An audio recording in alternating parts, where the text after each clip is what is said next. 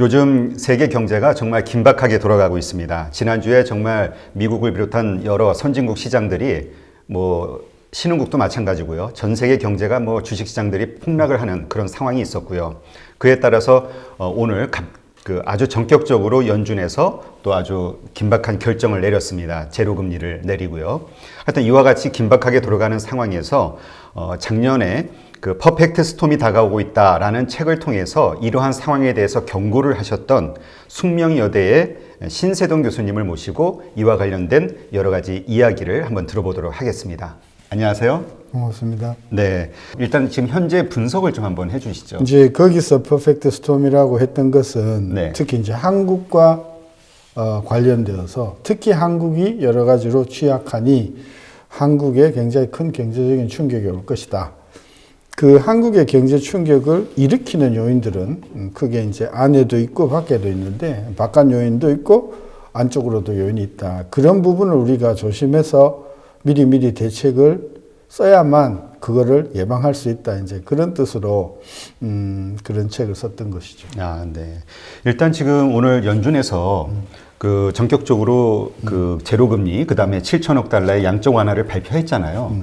그러면 이것이 약간 시장이 호재로 받아들여야 되는 게 아닌가 이런 생각이 들었는데 한국을 비롯한 이 금융시장이 주가가 오히려 더 좀 하락을 했거든요. 많이. 한 3%대 이상 한 것 같은데 왜 이런 상황이 벌어지는 거죠? 이제 조금 설명하자면 복잡한 건데, 쉽게 이야기하면 이런 것이죠. 햇볕이 너무 강해서 네. 오랫동안 햇볕이 너무 강해서 나무가 다 말라 죽었단 말이죠. 그러니까 갑자기 물을 갖다가 부은 거예요. 아, 지금 그러니까, 세계 경제가. 그렇죠. 다른 말로 하면 세계 경제가 작년, 저작년서부터 실물 경제가 조금 어려워지기 시작했어요. 네. 그런데다가 코로나 바이러스 19가 터지면서 유통, 항공, 운수, 그 일반 서비스업에 굉장한 타격이 왔단 말이죠. 네. 이거는 실물 충격이잖아요. 네. 이런 실물 충격에 대해서 연준이 꺼내놓은 대책이라는 게 뭐예요? 돈을 풀겠다는 거거든요. 물을 갖다 붓겠다는 거죠. 네. 그런 면에서 그 문제는 실물 경제의 문제인데 그걸 금융 문제로 해결할 수 있겠는가? 돈을 아무리 풀어도 빨라 죽어가는 그런 그 나무는 살릴 수 없지 않겠는가? 이런 차원의 우려 때문에 그동안 주식이다, 채권이다, 금이다 이런 금융 상품에 투자했던 사람들이 급하니까 어떻게 나오겠어요? 다 매도를 해버리고. 하고 팔고 유동성을 쥐고 있겠다. 현금 보유하겠다. 현금하겠다. 그러면 지금 중앙은행이 돈을 7천억 달러를 붓겠다고 했어요. 예. 그럼 충분하지 않냐? 그게 아니지. 왜냐하면 예를 들어서 예금을 갖고 있는 모든 예금주가 다 현금으로 바꾸겠다라고 하면 필요한 현금이 얼마냐? 이게 거의 100조가 넘는단 말이에요. 100조 달러. 그렇죠. 그러니까 100조를 풀어서 모든 예금을 다 인출해 줄 수 있는 그게 아니면 7천억, 5천억 이거 풀어봤자 계속해서 유동성은 모자랄 거다. 그런 우려들이 퍼지면서 주식이나 채권이나 또는 상품에 투자한 사람들이 남보다 먼저 현금화하겠다. 조금이라도 비싸게 팔겠다. 그렇죠. 이런 심리 때문에 오늘도 우리도 많이 빠졌지만 이제 오늘 저녁에 이제 그 연준 조치가 나오고 처음으로 열리는 증시잖아요. 한번 지켜봐야죠. 지금 그러면 만약에 이 약발이 먹히지 않는다고 하면 이제 계속해서 지금 충격은 이어지면서 계속 이 주식 시장이라든가 채권 시장 계속 하락할 수밖에 없는 거잖아요. 채권 시장의 하락만 일어나면 괜찮죠. 왜냐면 일어나면 괜찮아요. 네. 까짓건 주가가 계속 떨어진들 계속 들고 있으면 되죠. 문제는 1,000만 원의 주식을 산 사람이 자기 돈으로 다 샀으면 아무리 떨어져도 문제가 없어. 근데 1,000만 원에 사는 사람이 대부분 그걸 담보로 600만 원, 700만 원을 빌려서 샀단 말이지. 네. 그럼 채권 가격이 떨어지면 어떻게 될까요? 담보 능력이 없잖아요. 그렇죠. 그러면 금융기관에서 뭐 하라게요? 빨리 팔든지 아니면 추가로 자본을 내라. 안 내면 청산하고 채권 행사하겠다. 이렇게 나오니까 그렇죠. 그 사이에서 이제 많은 그 금융기관들이 포지션상 손실을 발생하면서 부도가 나거나 파산하거나 이런 일들이 벌어지는데 그 금융기관이 작은 군소금융기관이면 충격이 적지만 이게 예를 들어서 세계 굴지의 뭐 투자은행이라든지 또는 자산운용사다. 그러면 깜짝 놀랄 만하겠죠. 그러면 뭐 연쇄적인 투매가 일어나면서 걷잡을 수 없이 실제로 2008년도에요. 네. 우리나라 주가만 해도 반토막 났어요. 2000이던 게 며칠 사이에 1000까지, 900까지 갔었어. 그 지금 우리나라 증시도 뭐 많이 빠졌다 가지만은 50, 100, 150 이 수준이잖아요. 그렇죠. 이게 한 1000 정도 빠진다고 해봐요. 상당히 큰 충격이다. 그래 봐서 이번에는 실물 위기고 네. 그리고 이 실물 위기가 언제 어떻게 잡힐지 지금 확답이 안 쓰잖아요. 어떻게 하면 코로나를 잡는지 어디서 어떻게 퍼져나갈지를 모르잖아요. 네. 이런 불안감이 있는 거죠. 그러면 지금 이 모든 이 경제 이 위기로 지금 발생하는 문제의 원인은 코로나 때문이라고 보시는 건가요? 아니면은? 사실은 네. 코로나 이전에 네. 실물 경제가 조금 안 좋았단 말이에요. 미국 같은 경우에는 투자가 굉장히 좀 부진했어요. 한 2년 동안. 왜 부진했냐? 트럼프 쪽에서는 야, 너가 2017년도, 8년도에 기준금리를 8번이나 올리지 않았냐? 응? 그것 때문에 투자가 이제 그렇게 이야기를 하는데 사실은 뭐 그것도 원인은 되지만 사실 2%대라고 하더라도 그게 사실 높은 금리는 아니거든. 올렸다고 하지만 너무 낮은 데서 조금 올린 그것 때문에 투자가 그것은 설명이 저는 되지 않고 투자가 부진한 이유는 중국 경제가 서서히 조금 내리막이고 그다음에 미국도 너무 장기간 동안 이제 호황을 하다 보니까 경제가 너무 과도한 성장을 했다고나 할까? 이제 그야말로 조금 가라앉을 때가 됐어요. 그래서 실물 경제가 작년, 재작년서부터 조금 주춤거리고 있었다. 거기에 이제 이 코로나가 터진 것이 충격이 된 거죠. 네. 지금 사실 우리는 뭐 전례 없이 역사상 가장 큰 부채 위에 떠 있다라는 표현들을 많이 하잖아요. 그 2008년 금융위기 그걸 해결하기 위해서 어마어마한 양적 완화 부채를 발행을 해서 이제 겨우 해결했다 한 건데 그러니까 이 문제가 그때 당시에 가지고 있는 것보다 각국 정부나 이런 것들이 힘이 약해졌잖아요. 지금 말씀하신 대로 금리 인하할 수 있는 중앙은행들의 그 룸도 작아졌고요. 과연 앞으로 이 흘러가는 게 어떻게 이게 해결이 될 수 있을지. 일단은 가계부채는 큰 문제는 되지 않아요. 가계부채는. 왜 그러냐 하면 첫째 가계부채가 지금 한 1,700조, 1,800조 그러는데 전 세계적으로요? 아니 우리나라. 우리나라만. 지금 우리 문제는 가계부채 그렇죠. 우리나라 문제잖아요. 가계부채가 1,700조라고 하지만 예를 들어서 그 1,700조를 전부 외국인들이 다 채권자면 그러면 문제가 생길 수 있어. 걔네들이 야, 돈 갚어. 근데 우리가 돈이 없어. 그럼 부도 나는 거잖아요. 근데 1,700조의 부채를 다 누가 채권자냐 하면 대부분 금융기관들이란 말이에요. 절반은 은행이고 절반은 제2금융권이다고. 그러니까 뭐 심하게 이야기해서 많은 빚을 끌어다 쓴 사람 나 못 갚겠다 그러면 정부가 그냥 그거를 대주면 돼요. 2008년 위기가 그런 위기였어요. 네. 금융기관이 부도가 나니까 돈을 갖다 그냥 부어가지고 살렸잖아요. 그렇죠. 그래서 가계부채 때문에 우리나라가 망한다? 이거는 조금 심한 부분이 있다. 물론 그게 문제가 아닌 것은 아니지만 그것 때문에 사망에 이르기까지 심각한 것은 아니다. 그런 차원에서 가계부채의 문제보다는 딴 데 우리 이제 대외적인 문제가 있다고 보는 것이죠.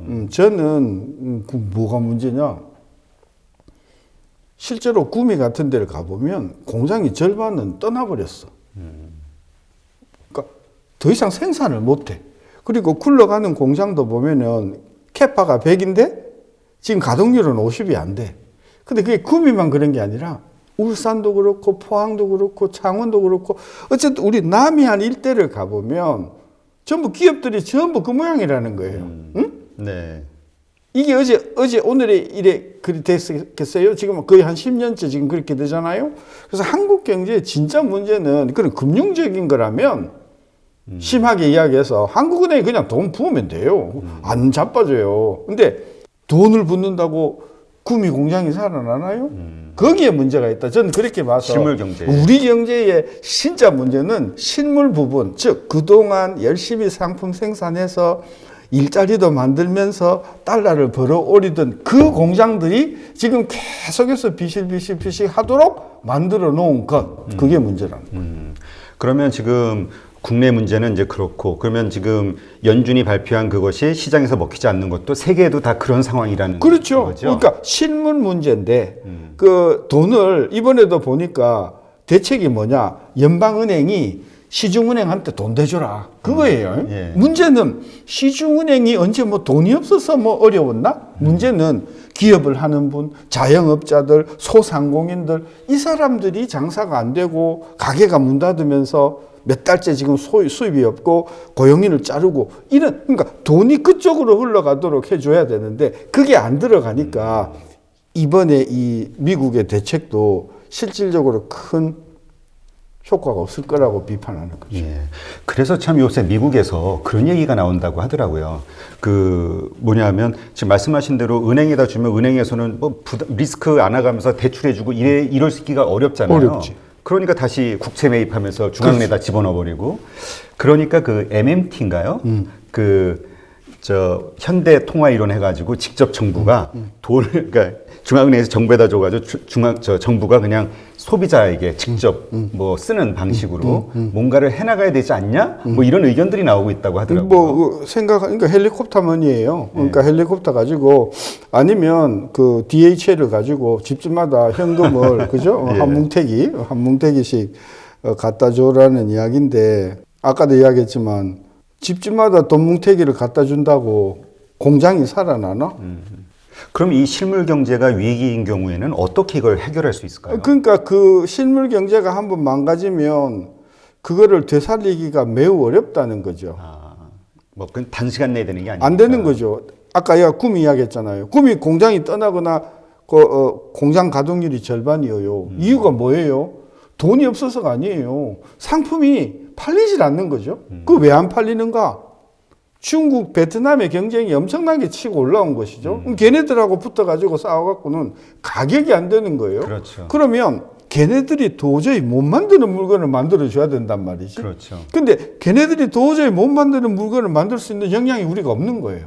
우리가 무슨 그 미국의 뭡니까? 첨단 산업을 우리가 할 수 있는 능력이 있는 것도 아니고, 그리고 지난 10여 년 동안 정부가 그런 쪽으로 유념하고 계속해서 투자를 해온 것도 아니고, 그런 차원에서 돈을 풀어서 해결할 수 있는 부분이 물론 있기는 있지만, 돈을 풀면 저는 이 극단적으로 이야기하면 뭐가 살 것 같으냐 하면, 젊은 애한테 돈 주면 얘네들이 그 돈 가지고 책을 사서 공부하고 뭐 기술 혁신 위해서 공부를 하는 게 아니라 가서 극장 보고 영화 가고 해외여행 가고 2달 일해서 석 달 소비를 해버린다면 그 소비가 국내 소비면 그래도 괜찮아.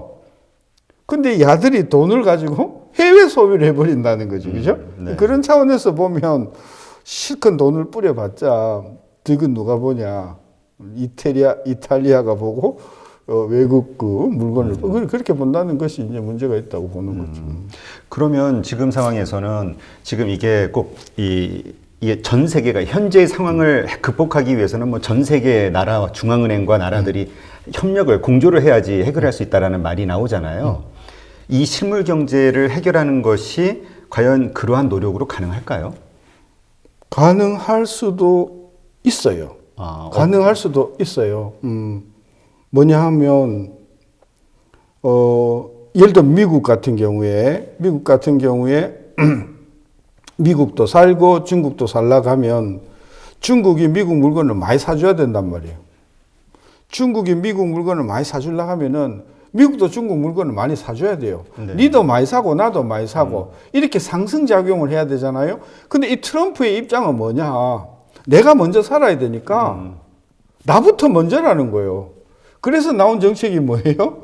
중국, 너가 임마 우리 거 너무 안 사잖아. 좀 사. 이렇게 자기만 살겠다는 거예요. 근데 이게 미국의 태도가 중국만 향해서 그런 줄 알았더니 우리나라에 대해서도 그랬지, 그랬죠. 멕시코도 그렇지, 캐나다도 그렇잖아요. 네. 유럽에 대해서도 마찬가지예요. 그러니까 미국을 제외한 다른 모든 나라 사람들은 무슨 생각을 하냐 하면, 야, 제가 경제 원론을 배우긴 배웠어? 비교 우위에 의한 윈윈이라고 하는 데이비드 리카도의 국제 무역 이론을 저는 안 배웠다 이런 이야기죠. 자, 이런 상황에서 미국이 이번에 위기가 있으니까 우리 같이 협력합시다. 여태껏 해온 길이 그 길이 아닌데 지금 해결 방법은 뭐냐면 보다 규제를 풀고 보다 더 자유로운 무역을 하고 보다 더 자유로운 투자를 하게 해서 니도 살고 나도 살고 이래야 되는데 미국의 공화당 정부는 일단 네가 죽어야 내가 산다 이런 입장을 하고 있는 상황에서 국제 공조 말장난에 불과할 가능성이 크다는 거죠. 그러니까요. 이제까지 미국 우선주의로 해서 미국 경제는 좋았잖아요. 그리고 주식 시장도 뭐 계속 11년 연속 상승을 하고.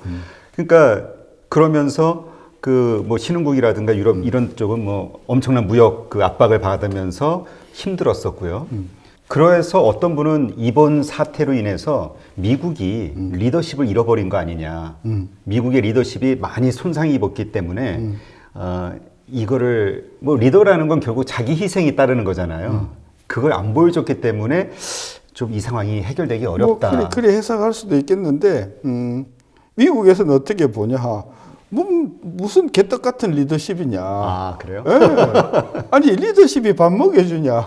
우리는 러스트벨트에 옛날 자동차 공업이 활발하던 지역에 일자리 만드는 게 그게 중요한 것이지 대통령이 리더십이 있어서 노벨 평화상을 받고 그건 아무 문제가 없다.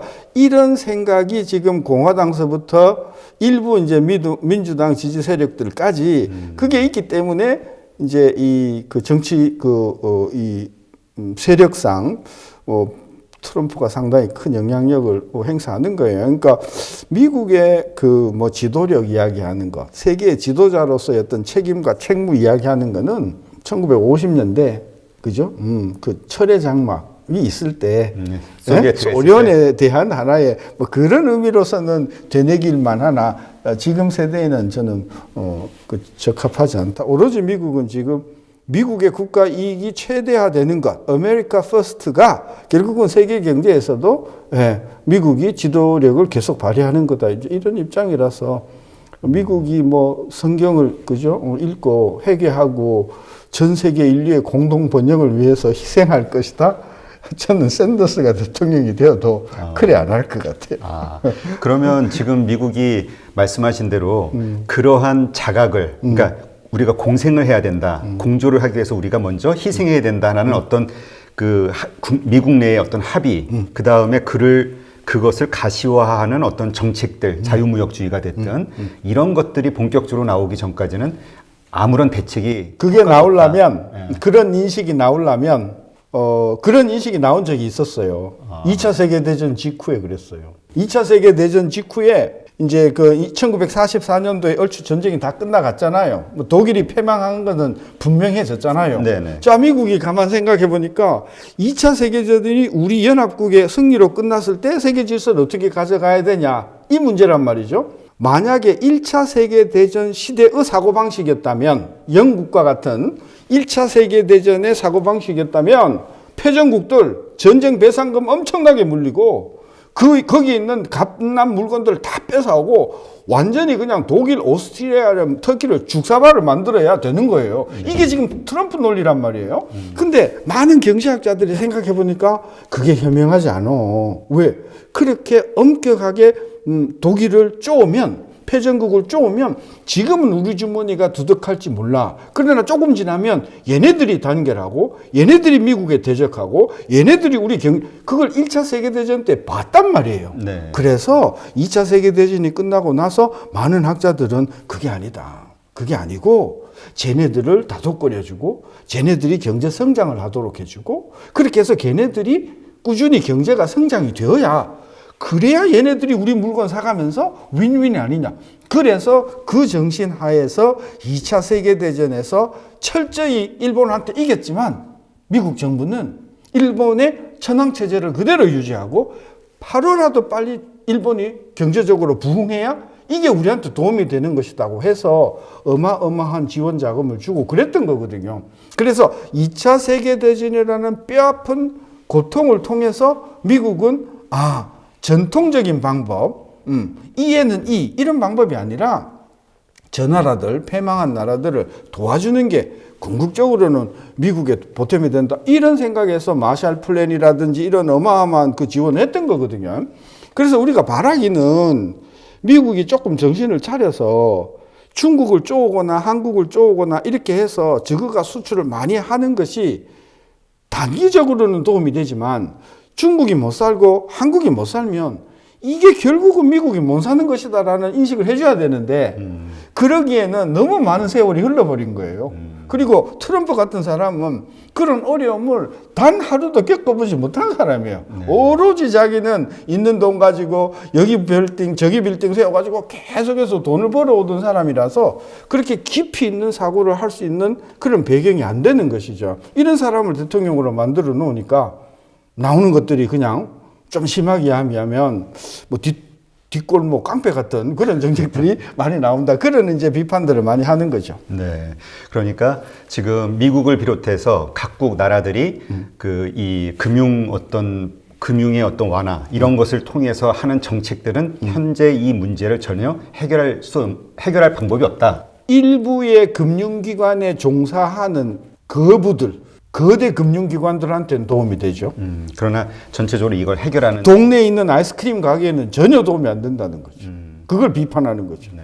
그러니까 하여튼 지금 그 어쨌든 그런 뭐 연준의 이런 발표와 같은 것들이 각 나라에서 일어난다 해도 결국 이러한 금융의 위기 상황을 해결할 수 있는 충분한 수단은 안 된다. 우리가 2008년도에 지금과 같은 방법으로 돈을 풀었잖아요. 그 네. 당시 4조 정도 풀었거든요. 4조 달러. 현금. 네. 현금을 4조를 풀었어.